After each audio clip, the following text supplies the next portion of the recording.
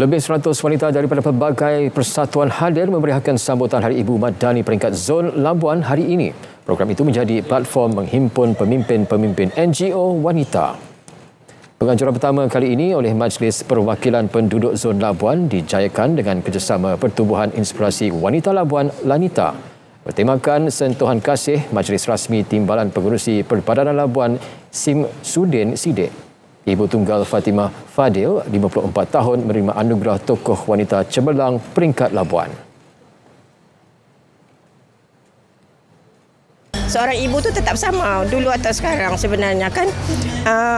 Yang penting kita kena ikhlas dalam menjalankan tanggungjawab kita sebagai seorang ibu. Sentiasa mendoakan anak-anak yang terbaik buat mereka. Sentiasa menjaga hubungan kita dengan Allah, perbaiki hubungan kita dengan Allah dan sentiasa mendidik anak dengan cara yang baiklah. Apa yang kita lakukan adalah contoh kepada anak-anak.